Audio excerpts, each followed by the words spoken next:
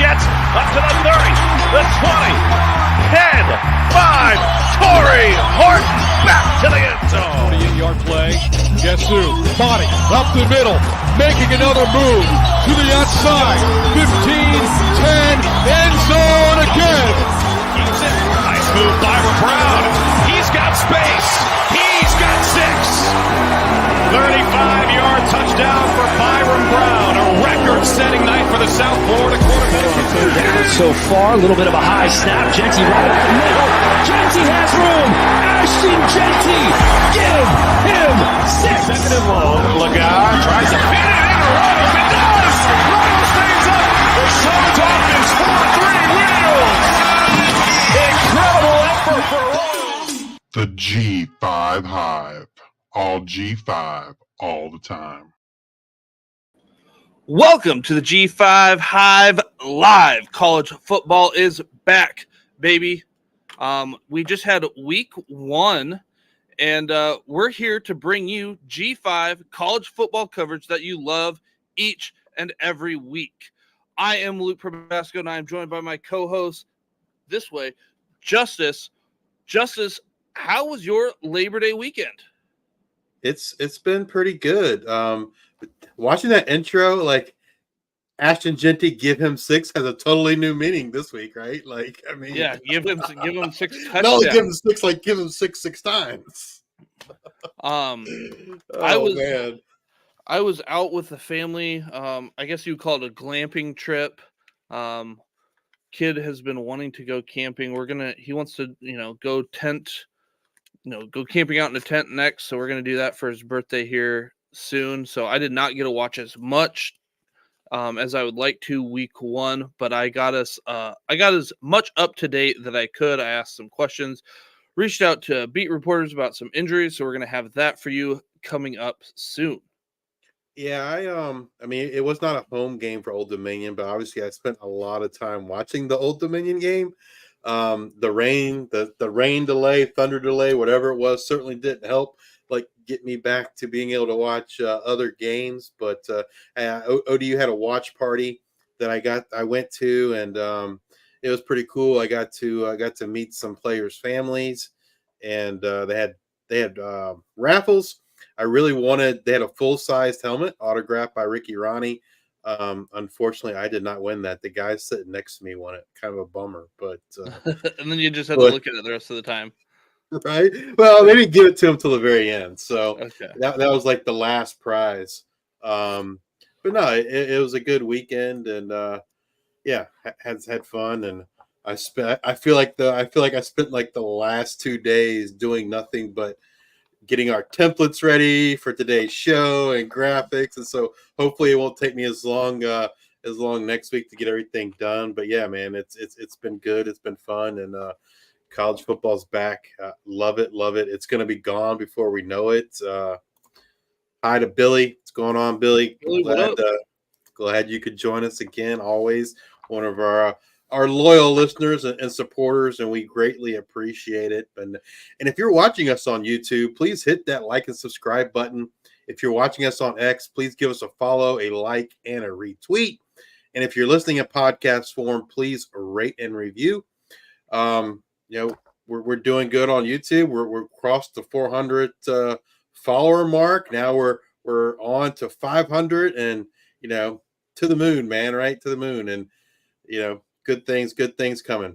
We did an interview last week. I did an interview last week with Dylan Goffney, wide receiver from Colorado State. That dropped this morning. You and I did another interview today with the player that'll release sometime towards the end of the week. Man, just lots of stuff going on.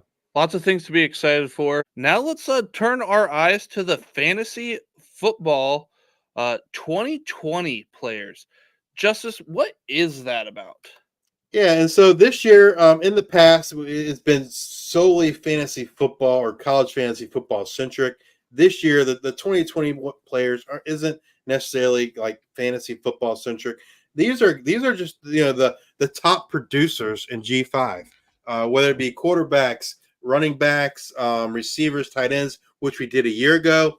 This year, we're throwing the defense into the mix with defensive line, linebackers, and defensive backs. And so, kind of what the 2020 means to us and how it started was, so offensively we're looking at things like volume, who's getting the touches. So for quarterbacks, it's pass attempts and yards per game. So attempts per game and yards per game in the top 20. So for us to talk about a quarterback being a 2020 player means he is in the top 20 in all G5 college football for pass attempts per game and yards per game. They have to be in the top 20 in both categories. For running backs, it's total touches per game and total yards per game. Same thing. They got to be in the top 20 of all G5. They got to be the top 20 on both of those lists for us to talk about. Wide receivers and tight ends, it is targets per game and yards per game. Wide receivers, it's got to be top 20 on each. And then tight ends, aren't super productive in the norm. And so we just kind of look for like the top 5 or so tight ends in those categories. And those are the guys we mentioned. Now, on the defensive side, we're using the same moniker, the 2020 players, but we're not going 20 deep. We're going 5 deep. For defensive linemen, we're looking at the havoc rate. And so havoc rate, looking at things like, pressures, sacks, hits, stops on 3rd and 4th down, the whole, tackles for losses, basically being a disruptive factor. And you add all those things together, and then you divide by their number of snaps to get to a havoc rate for a defensive lineman. Linebackers, we're looking at total tackles per game. Like, who are the guys getting it done, tackling, leading the G5 in tackles on a per game basis? And then defensive backs, this one's a little bit different. We're going to be using adjusted net yards against per coverage snap. So you're looking at the cornerbacks and safeties when they're in coverage. Like, how are they doing in coverage? The higher the number, the better. I think, like, if you look at this from an NFL perspective, like 3 is outstanding. Three is like an outstanding number for an top level NFL cornerback.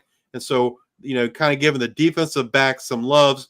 And we try to look at these stats for the defense, like, basically, hey, what's the most important thing?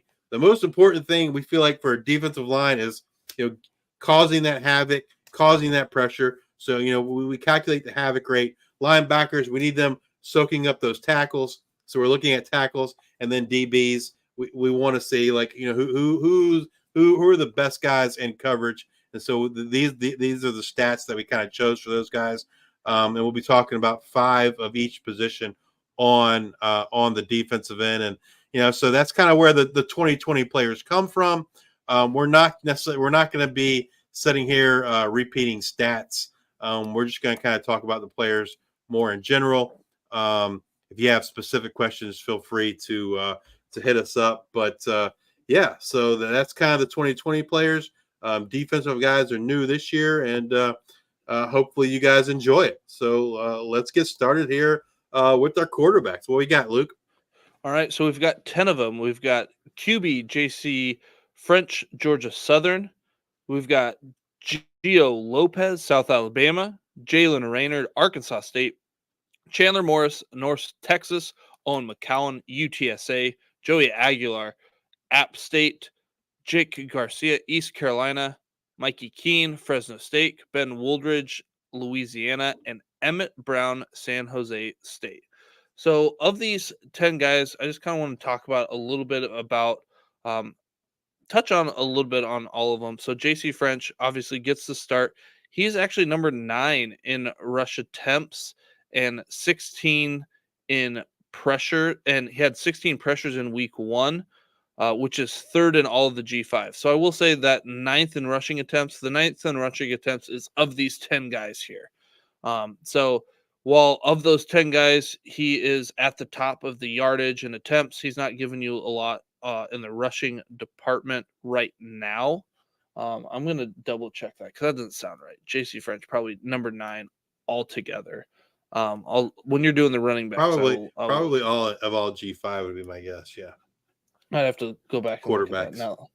So, but yeah, But then he played outstanding week 1, right? We talked about it. Like he slung the ball around, and that was a little bit of a shock there. So it no is surprise. it is number 9 all G5.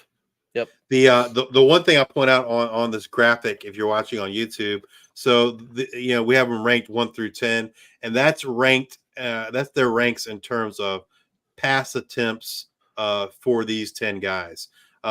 So, for instance, J.C. French was number 1 in pass attempts in the country, but Emmett Brown wasn't necessarily number 10 in the G5, but he's number 10 amongst these guys that check both boxes, pass attempts and pass yards, in the top 20. Yeah. So in this case, Emmett Brown had 33 pass attempts, while JC French had 50. So number 2, Gio Lopez, he's number 1 in yards at 432, and second in attempts at 49. Number 13 in rush attempts, and most time to throw with 3.31 seconds. The next closest is 2.37 seconds given to Emmett Brown, and he's second in ADOT. So there's a Average lot to depth of like. target. If you're wondering what ADOT is, average depth Yeah. of target. So average depth of target is 14.2, and that's of all the G5. So Gio Lopez, a hot name here to watch, and another reason why we are excited for that South Alabama Ohio game. Jalen Rayner, Arkansas State, he had 72 rushing yards, and that's without the sacks. I know in college football they like to count the sack yardage, but it's kind of nice to see, how the quarterbacks do without that sack yardage. He is number 1 in all of these 10 in that rushing yardage, and then number 11 in the G5. Lots of guys putting up stats there in the G5 for rushing. Chandler Morris. Something, I wanted to mention here about Chandler Morris and Owen McCown here at number 4 and 5. They had under 7 yards in their average depth of targets. That's usually like to around that 10 yards or so. So they're more underneath stuff. So that'll be something to kind of watch. Chandler Morris, you would think coming from TCU could be able to push that ball a little bit more. Again, things that you can think Damian Ward had, over 200 yards receiving. Well, we'll get to his stuff later, but okay, well, what's his ADOT? And Owen McCown coming in, I guess he played in the bowl game, but he's, how do these guys develop over the year? Just something to kind of be aware of, and maybe you start seeing them slide down this number. Maybe they're not at 4 and 5, and maybe they're at 9 and 10 if this is something that continues this year. You've got Joey Aguilar, App State. He's just a solid dude. I just feel like this is he's going to be right in that 5, 6, 7 all year. He just does a lot of things really well. And I would say maybe not something really, really spectacular. Right. He's just a solid quarterback. Kind of what you're going to get. I'm excited to see how App State looks against Clemson and how he's able to play against that defense. This is a great opportunity for him and App State. You have Jake Garcia coming in at 7, and then I want to also highlight Ben Woolridge at Louisiana coming in at, was it number 9? Yep. Emmett Brown, not Ben Woolridge.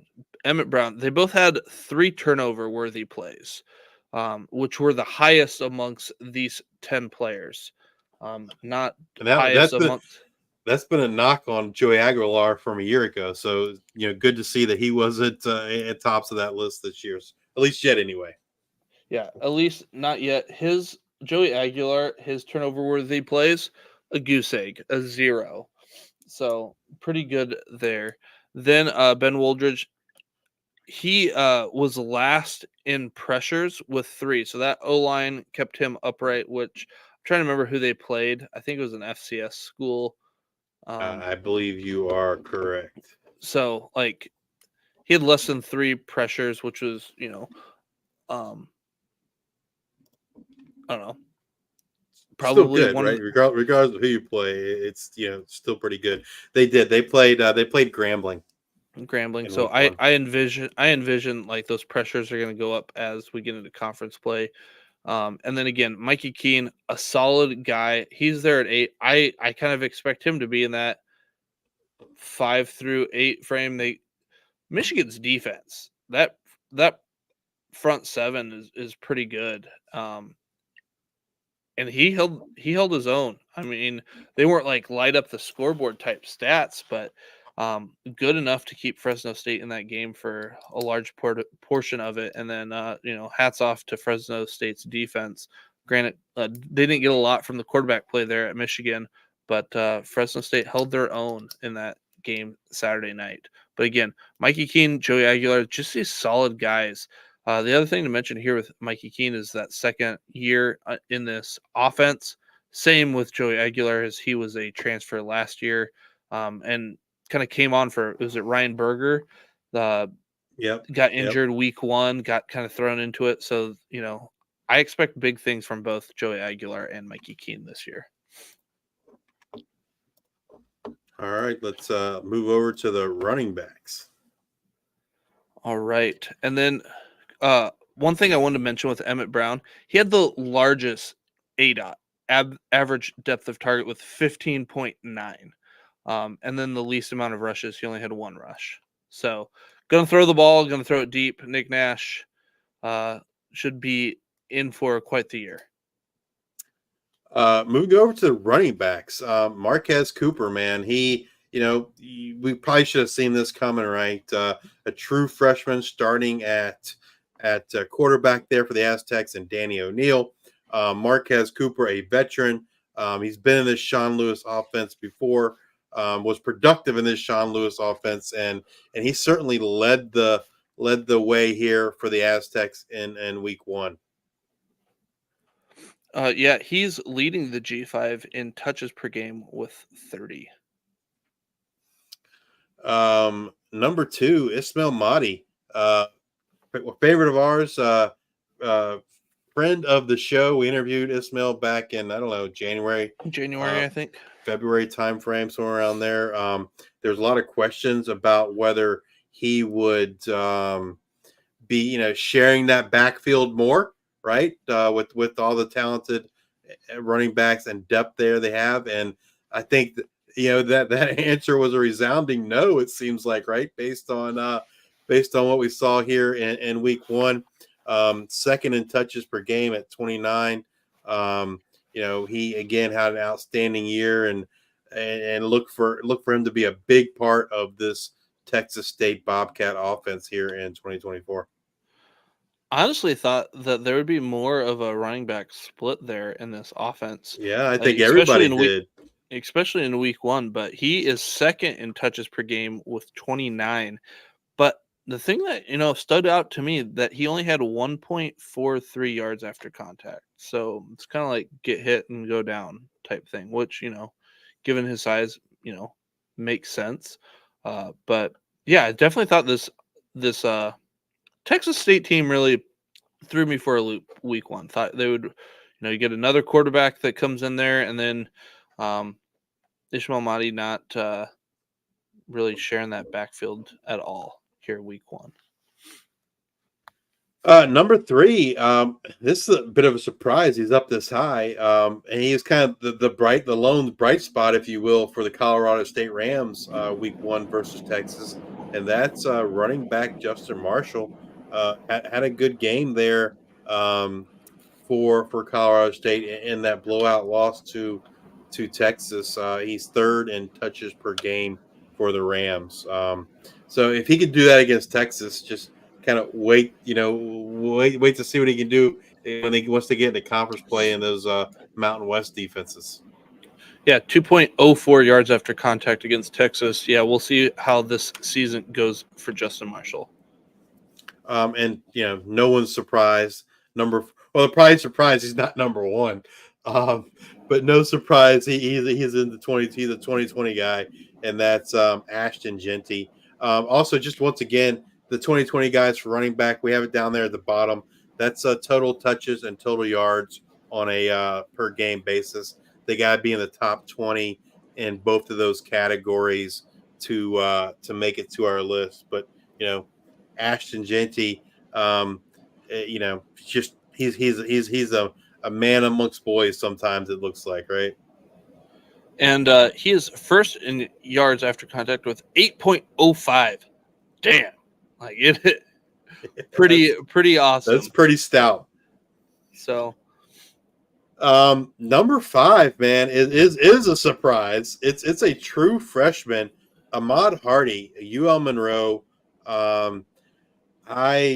I don't necessarily expect him to stay here within this group as the year progresses. UL Monroe had some injuries there at the running back position to Hunter Smith and I believe Azario Smith as well. And so I'm not sure that I don't necessarily expect Ahmad Hardy to stay on this list as we go along through the season. But stranger things have certainly happened. The schedule will get a lot tougher for UL Monroe, and so I don't know that they'll necessarily have as much success as they did against the FCS opponent here in Week 1. But kudos to Ahmad Hardy as a freshman, kind of showing out here in Week 1. 19 touches per game, 4.95 yards after contact, and like you mentioned, FCS opponent Jackson State here in Week 1. Number 6, Floyd Chalk, San Jose State. We talked about him earlier. We thought, the reports were it'd be a 1A, 1B situation with him and Jabari Bates. I think he kind of put that to rest. Floyd Chalk looked really good here in Week 1. Again, they were playing an FCS opponent as well, but he looked pretty good. And then if you guys are playing fantasy, something I just kind of noticed is he's going to need that volume. He had 87 yards on 18 rushes. He added one reception that got him to 104, had 2 touchdowns, and that was against Sacramento State. So, if you're banking on, okay, he got volume and that got him 18 rushes, I really like to see 20 rushes or 20 attempts in a game from a running back. And, he had 87 yards on the 18 rushes. Again, Sacramento State, no slouch, but, they're going to play some stiffer competition in the Mountain West.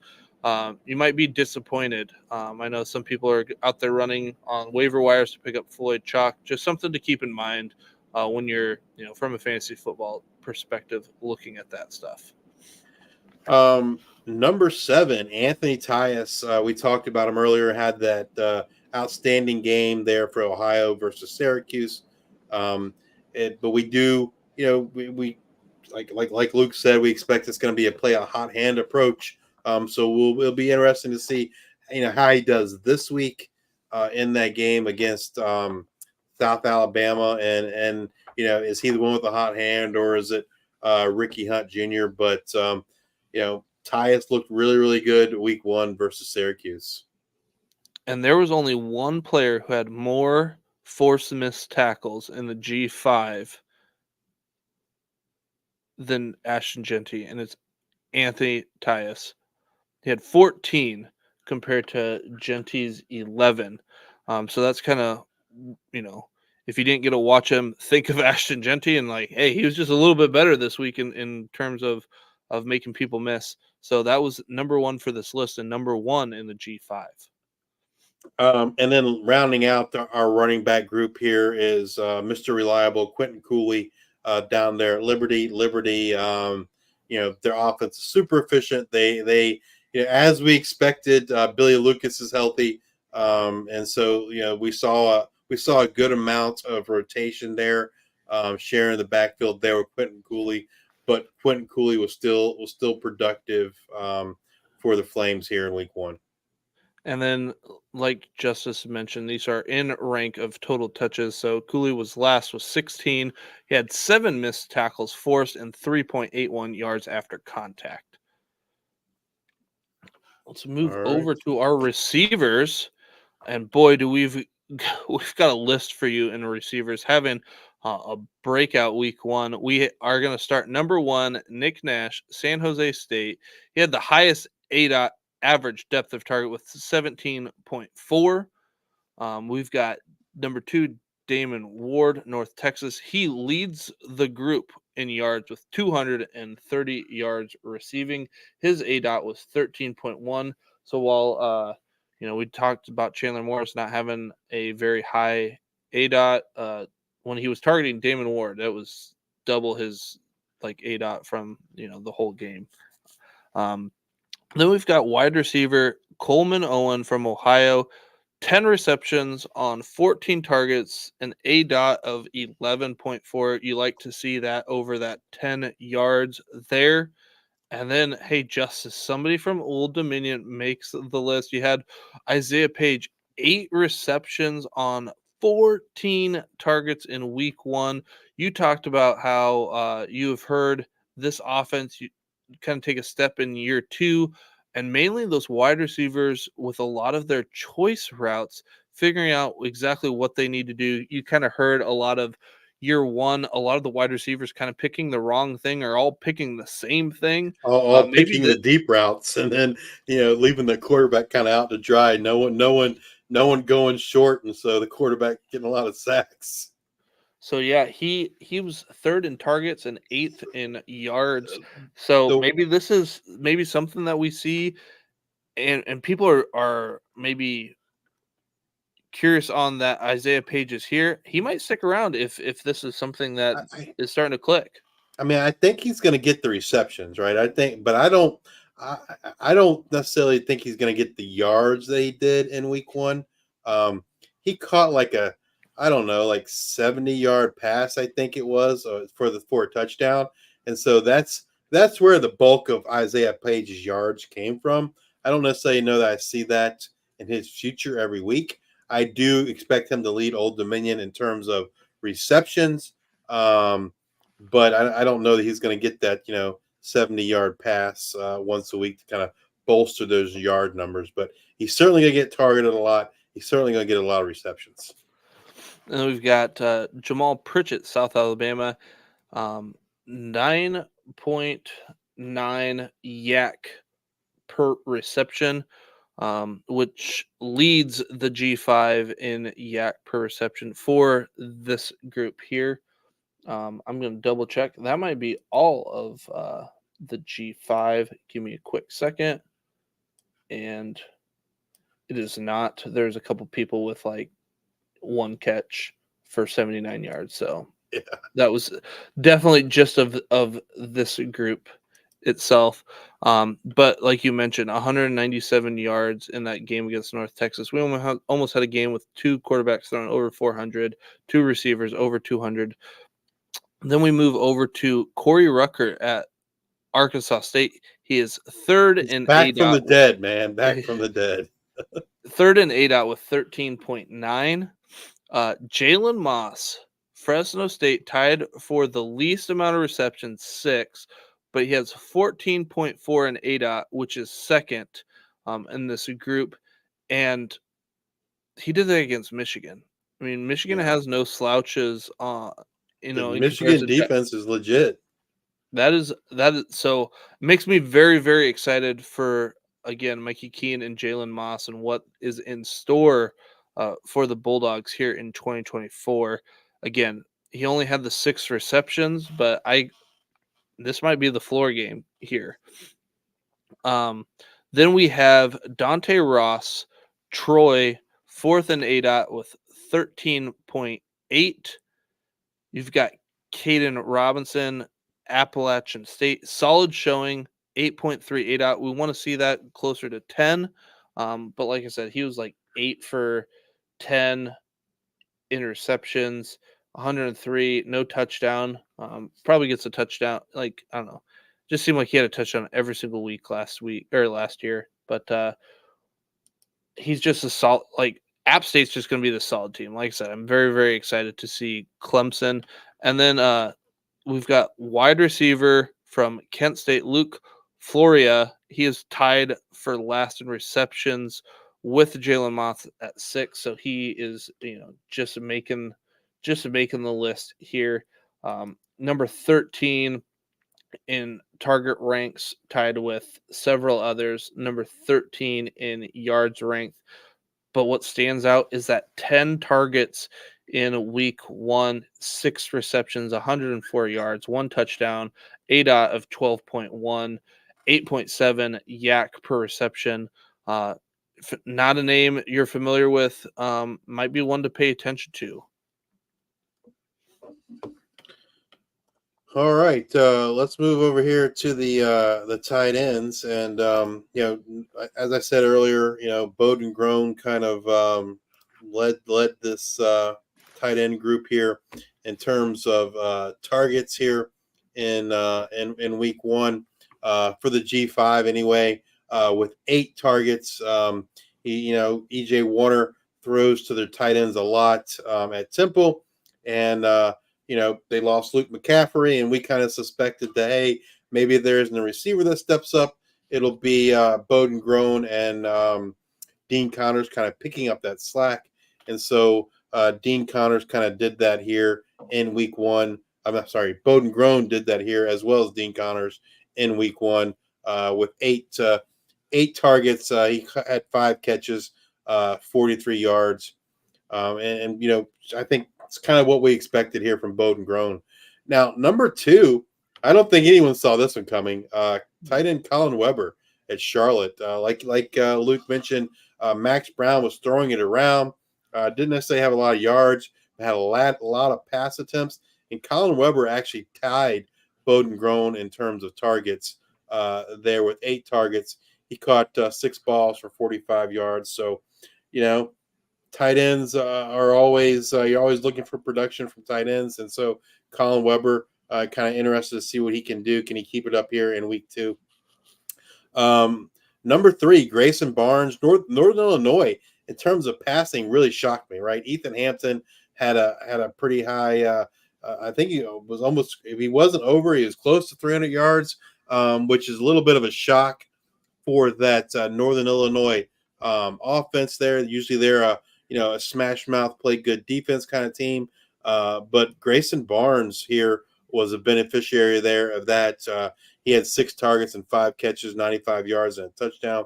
So a good game there from Grayson Barnes. And then probably the best tight end in all of the G5, no shocker there at number 4, Harold Fannin Jr. had a solid game as always there for Bowling Green.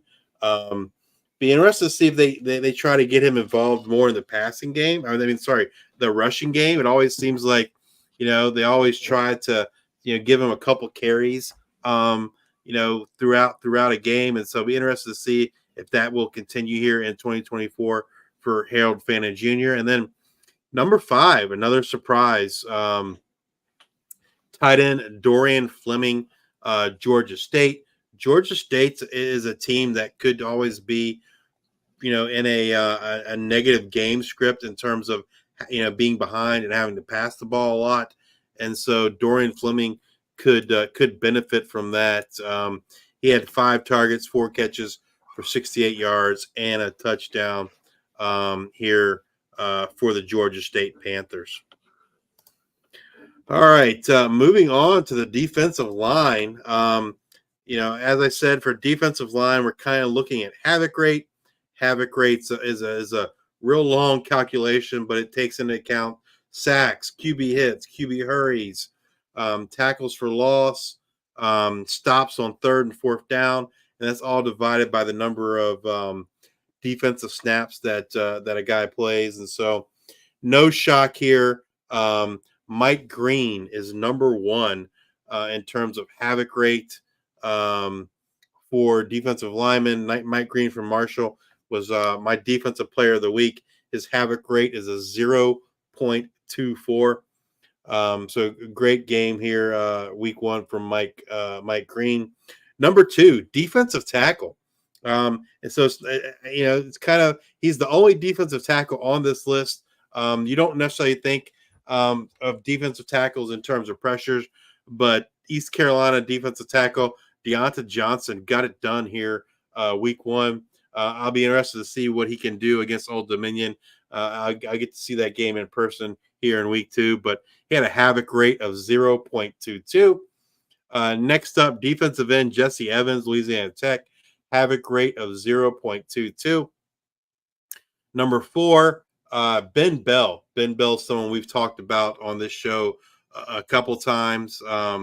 Outstanding defensive end there for the Bobcats. He ended up with a havoc rate of 0.19. Ben Bell was someone we talked about in addition to Mike Green. Both of those guys were mentioned in our Worker Bee series with their respective beat reporters. And so great to see those guys kind of have a great start here in week 1. And then the last guy was also mentioned in our Worker Bee series as a standout on the defensive line, and that's Stephen Daly over at Kent State. He had a havoc rate of 0.17. So these are the guys kind of, causing disruptions in the backfield, whether it's, quarterback sacks, stuffing the running back for a loss, those kinds of things. These are the guys kind of creating havoc for other offenses here in the G5. All right, moving over to linebackers. These are the top tackles, guys. Tackles per game. Number 1 in the G5 was Dorian Hopkins. UTEP. Tyrese Knight left the void there, and Dorian Hopkins looked like the man that's kind of stepping up to fill that void. Dorian Hopkins had 17 tackles here in week 1. Next up, Blaine Myrick, South Alabama. Looks like he's maybe going to be headed for a breakout type season there for the Jaguars with 13 tackles. This next one, this is a guy like I'd never even heard of until I started looking at these stats, and that's linebacker Donald Willis at Western Michigan with 12 tackles in week 1. These last 3 guys all have 12 tackles. Jackson Ambush, Florida Atlantic. We talked a little bit about him on our Worker Bee series there with Robbie. And then rounding things out with the 12 tackles per game, Jordan Pollard for San Jose State. He looks to be the leader of that Spartan defense here in 2024. Moving over to the defensive back, as I was mentioned earlier when we started this, the defensive backs, we're looking at adjusted net yards per coverage snap. How you get to adjusted net yards? It's a formula, but basically it's the yards against you against so you're covering this guy. These are the yards that he got against you. You would subtract any interception yards that you got. Also touchdowns against you minus your interceptions and targets as well, all divided by minus your pass defenses and then divided by coverage snaps. So this is really kind of looking at who are some of the best of the best in terms of coverage for defensive backs. And first up is a safety, actually. Evan Jackson there for North Texas. If you recall earlier, I said, anything around 3 was a really, really great number if you're trying to compare it to NFL. Well, Evan Jackson had a 3.8 in week 1. So that's an outstanding number there in terms of adjusted net yards against. Cornerback Cam Chadwick from UConn, number 2. He was also above 3 at 3.2. So, we're seeing some outstanding coverage skills from these 2 guys. Number 3, Sean Fresh, Rice at 2.9. Number 4, Roman Parody from the Ohio Bobcats at 2.8. And number 5, a brand new team to FBS. This guy is a true freshman.